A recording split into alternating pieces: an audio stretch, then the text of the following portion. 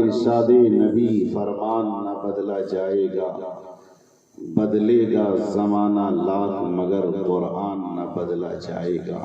بے شک بے شک۔ تقدیس کو لے کر بڑھتے ہیں، ایمان کو لے کر بڑھتے ہیں، تقدیس کو لے کر بڑھتے ہیں، ایمان کو لے کر بڑھتے ہیں، ہم دار و رسن کے دیوانے قرآن کو لے کر بڑھتے ہیں۔ شاعر مشرق علامہ اقبال نے کیا خوب فرمایا، وہ زمانے میں معزز تھے مسلمان ہو کر، وہ زمانے میں معزز تھے مسلمان ہو کر، آج ہم خوار ہوئے تاریخ قرآن ہو کر۔ محترم و مکرم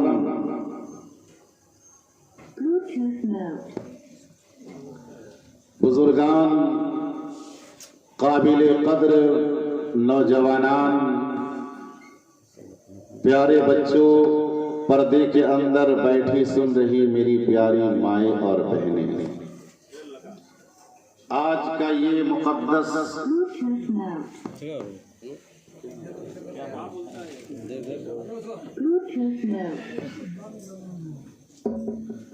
آج کا یہ مقدس پاکیزہ محفل محترم عالی جناب محمد شہزاد صاحب نے اپنے مرحوم والد گرامی عالی جناب محمد قاسم صاحب کے ایصال ثواب کے لیے آج کی یہ پاکیزہ محفل سجانے کا اہتمام کیا ہے۔ ان کی وفات سے لے کر آج تک ان کے نام جتنا بھی قرآن پڑھا گیا، ان تمام تلاوت قرآن کا ایصال ثواب ہوگا۔ ہم اور آپ بغرض اصلاح اور بغرض ایصال ثواب یہاں پر تشریف لائے ہوئے ہیں۔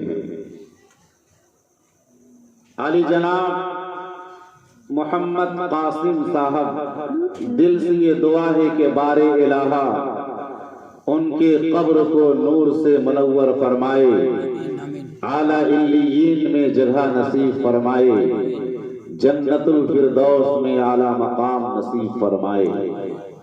ان کے نام پہ قرآن پڑھا گیا، ان کے نام پہ ذکر و اذکار کیے گئے، ان کے نام پر اوراد و وظائف ہوئے، ان کے نام پر چند سورتیں تلاوت کی گئی۔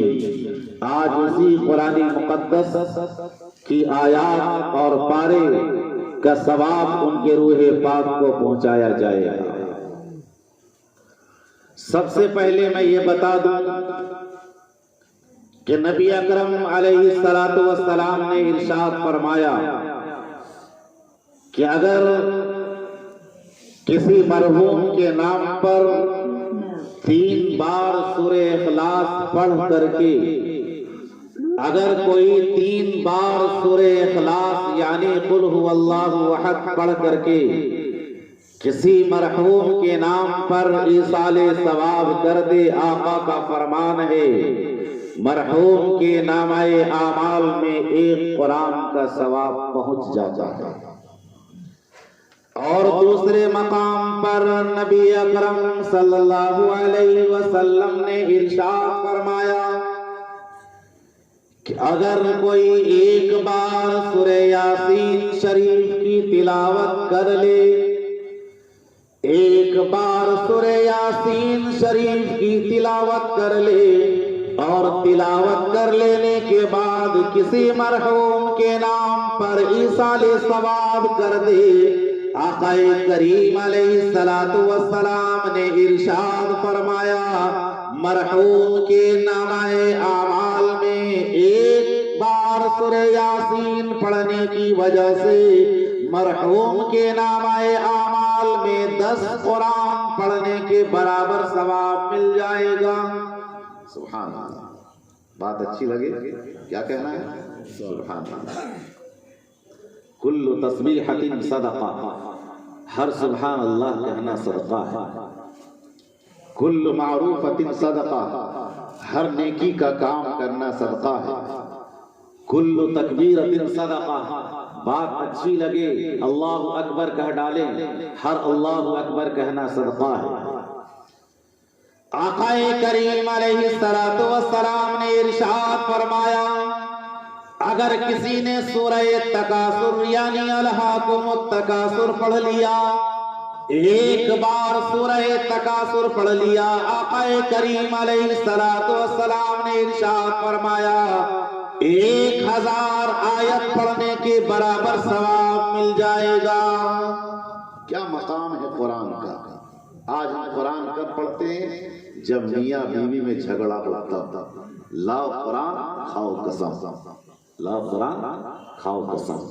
اور جب کسی کا انتقال ہوتا ہے تب اسی کو شاعر نے کیا خوب فرمایا، کتابوں میں سجایا جاتا ہوں، آنکھوں میں بسایا جاتا ہوں، تاکوں میں سجایا جاتا ہوں، آنکھوں میں بسایا جاتا ہوں، اور تعویذ بنایا جاتا ہوں، اور دھو دھو کے پلایا جاتا ہوں. آج ہم نے قرآن کو تعویذ کی کتاب بنا لیا، آج ہم نے قرآن کو بالائے طاق رکھ دیا. جب ہمارے گھر میں کسی کا انتقال ہوتا ہے تب قرآن پڑھتے ہیں. یہ رمضان کا مہینہ آتا ہے تب 2-3 ختم پڑھ لیا، اور جیسے ہی عید کا چاند نظر آیا قرآن کو رکھتے ہوئے کہتے ہیں کہ اب رمضان کا چاند آئے گا پھر قرآن کھولیں گے. قرآن کریم اللہ تبارک و تعالیٰ کی وہ نازل کردہ کتاب جس کے جھٹکے آج بھی تیزی کے ساتھ محسوس کیے جا رہے ہیں، جس نے عرب جیسی شقی بدبخت اور ضدی قوم کے دلوں کو چند دنوں میں اس طرح پلٹ کر کے رکھ دیا کہ وہ قوم جو مذہب اسلام کا مذاق اڑاتی تھی، وہ قوم جو قرآن کا استہزاء کرتی تھی، یتیم عبداللہ جگر گوشہ آمنہ احمد مجتبی حضرت محمد مصطفیٰ صلی اللہ علیہ وسلم کو کبھی شاعر، کبھی مجنون، کبھی پاگل، کبھی دیوانہ جیسے برے القاب سے پکارتی تھی، لیکن قرآنی انقلاب کے بعد مذہب اسلام کی پیرو نظر آ رہی ہے، دین متین کی شیدائی نظر آ رہی ہے. آپ صحابہ کرام کی تاریخ کا مطالعہ کر لیجئے، آپ کو مجبور ہو کر کے یہ فیصلہ کرنا پڑے گا حضرت ابو بکر کو صدیق بنایا تو قرآن کی برکت. سبحان اللہ. حضرت ابو بکر کو میں بتاؤں گا صدیق کا کیا مقام ہے. میں چلتے چلتے میں 2 صفحے پڑھ کر کے آیا ہوں ٹرین میں. میرا تو ارادہ تھا 10-12 صفحہ پڑھنے کا، لیکن ہمارے بہت ہی محترم دوست مل گئے اپنی اہلیہ کو لے کر کے علاج کرا کے آ رہے تھے. بہت دنوں کے بعد ملاقات ہو گئی، دھنباد اترے، گفتگو میں وقت چلا گیا. 2 صفحہ میں نے مطالعہ کیا ہے، اس 2 صفحے کی بات ابھی بالکل نئی بات آپ کے سامنے رکھوں گا. تو حضرت سیدنا ابو بکر کو صدیق بنایا تو قرآن کی برکت نے، حضرت عمر کو فاروق بنایا تو قرآن کی برکت نے، حضرت عثمان کو ذی النورین بنایا تو قرآن کی برکت نے، حضرت علی کو حیدر کرار بنایا تو قرآن کی برکت نے، حضرت زبیر کو زہد و تقوی کا اعلیٰ معیار عطا کیا تو قرآن کی برکت نے، حضرت امیر معاویہ کو سیاست کے اعلیٰ مقام پہ فائز کیا تو قرآن کی برکت نے. الغرض جتنے بھی چھوٹے بڑے صحابہ کرام ہیں ان کو معظم و محترم بنایا تو قرآن کی برکت نے. اسی کو علامہ اقبال نے کیا خوب فرمایا، وہ زمانے میں معزز تھے مسلمان ہو کر، آج ہم خوار ہوئے تاریخ قرآن ہو کر. آقا کا فرمان تبرک بالقرآن فإنه کلام اللہ، تبرک بالقرآن فإنه کلام اللہ.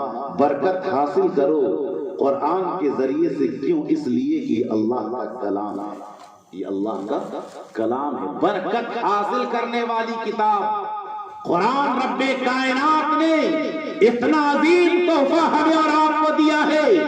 ہم سے پہلے، آقا سے پہلے جتنے بھی نبی آئے، ہم سے پہلے جتنے بھی امتی آئے، کسی امتی نے اپنے پہلے کے انبیاء پر جو آیتیں اور قرآن آیتیں اور جو کتابیں نازل ہوئی ہے، کوئی کتاب کا حافظ نہیں بن سکا۔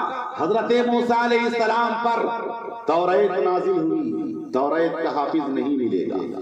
حضرت داؤد علیہ السلام پر زبور نازل ہوئی، پوری کائنات میں زبور کا حافظ نہیں ملے گا۔ حضرت عیسیٰ علیہ السلام پر انجیل نازل ہوئی، پوری کائنات میں انجیل کا حافظ نہیں ملے گا۔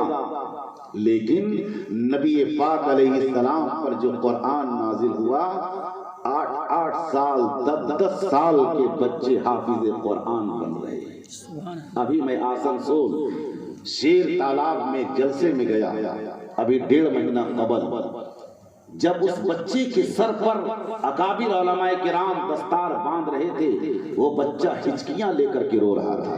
اور کتنا بڑا بچہ تھا معلوم؟ 7 سے 8 سال کے درمیان تھا۔ تو بچہ بالکل میرے بغل میں بیٹھا، پگڑی باندھ لینے کے بعد رو رہا ہے۔ انہی کے ابا دستار بندی کا پروگرام کر رہے تھے، تقریباً 20 بچوں کی دستار بندی تھی۔ اسی میں 3 بیٹیاں بھی، اسی میں سے 3 بیٹیاں بھی جہانگیری محلہ جو قریشی محلہ ہے، وہاں کی 3 بیٹیاں حافظ قرآن بنی ہے۔ اور تینوں بیٹیاں حافظ قرآن کیسے بنی آپ کو پتا؟ وہ تینوں قوم کی بیٹیاں اسکول اور کالج میں تعلیم حاصل کرنے والی تھی۔ وہ تینوں بیٹیاں اسکول میں تعلیم حاصل کرنے والی، لیکن جب لاک ڈاؤن کا معاملہ آیا، وہ تینوں بیٹیوں نے اپنے استاد کی نگرانی میں آگے بڑھ کر کے قرآن کو حفظ کرنا شروع کیا۔ ان میں سے ایک بیٹی نے 15 مہینے میں قرآن کو مکمل کر دیا۔ سبحان اللہ۔ جب 7 سے 8 سال کا بچہ سینے میں قرآن محفوظ کر لیا، ہچکیاں لے کر کے رو رہا تھا۔ بہت دور کا واقعہ نہیں، آسنسول شیر تالاب کا میں واقعہ بیان کر رہا ہوں۔ میں نے اس بچے سے کہا کہ بیٹے کیوں رو رہے ہو؟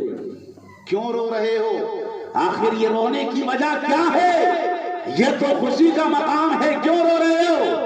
اس بچے نے کہا کہ مولانا صاحب میں کیا بتاؤں، میں حافظ تو بن گیا ہوں، لیکن اس قرآن کے بوجھ کو میں قیامت تک یعنی زندگی اپنے عمر تک برداشت کر پاؤں گا یا نہیں؟ آسان نہیں ہے۔ یہ علماء کرام، یہ حفاظ کرام اپنے سینے میں قرآن کو محفوظ کرتے ہیں۔ یہ رب کائنات کا عظیم معجزہ ہے، یہ نبی اکرم علیہ السلام کا عظیم معجزہ ہے کہ آپ پر جو قرآن نازل ہوا ہے، آپ کی امت کا ایک ایک بچہ سینے میں قرآن کو محفوظ کرنا چاہتا ہے تو محفوظ کر کے مصلی میں کھڑے ہو کر کے امام بنتا ہے۔ آگے بڑھ کر کے باپ قرآن سناتا ہے، آگے بڑھ کر کے بیٹا قرآن سناتا ہے، اور پیچھے کھڑا ہو کر کے باپ مقتدی بنا ہوا نظر آتا ہے۔ یہ قرآن کا معجزہ ہے، یہ قرآن کا۔ اسی کو اللہ کے لاڈلے نبی نے فرمایا تبرک بالقرآن فإنہ کلام اللہ، برکت حاصل کرو کلام اللہ کے ذریعے سے، اللہ کے کلام سے۔ کیوں؟ اس لیے کہ اللہ کا کلام ہے۔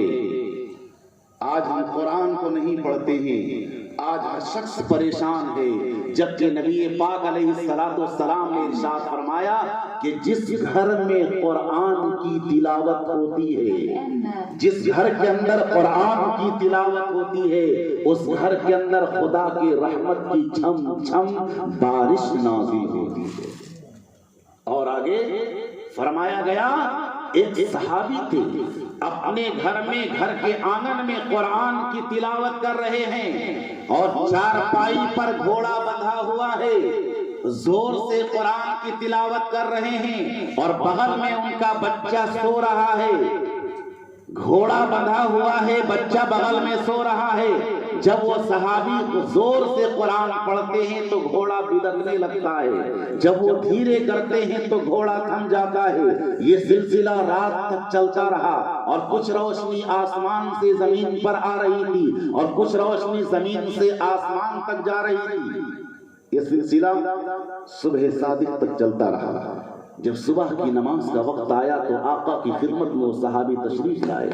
نماز فجر سے فارغ ہو کر کے آقا سے فرمایا کہ او میرے پیارے آقا، رات کو عجیب معاملہ پیش آ گیا ہے۔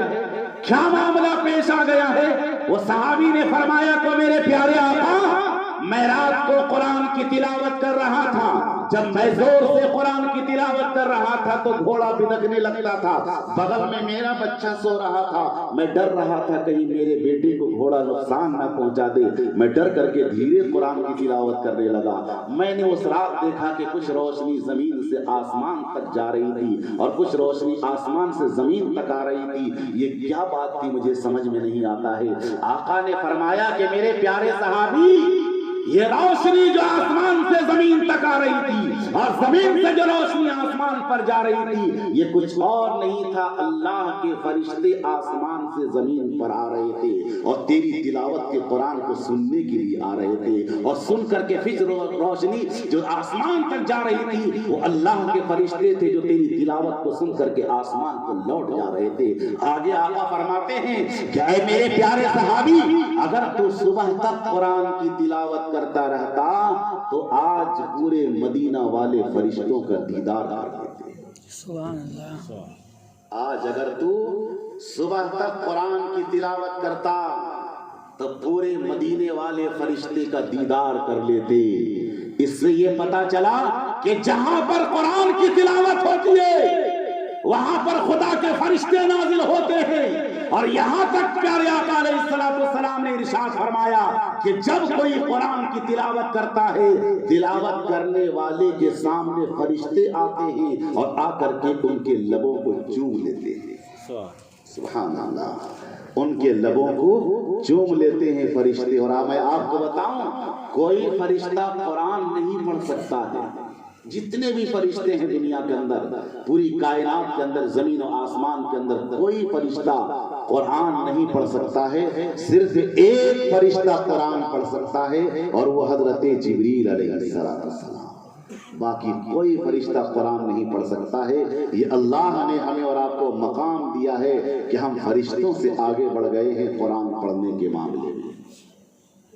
اس لیے قرآن سے محبت کی جائے، صرف کسی کے انتقال کا انتظار نہ کیا جائے۔ آج یہی وجہ ہے کہ قرآن کو دریا میں ڈالا جا رہا ہے، آج ہم نے قرآن کو بالائے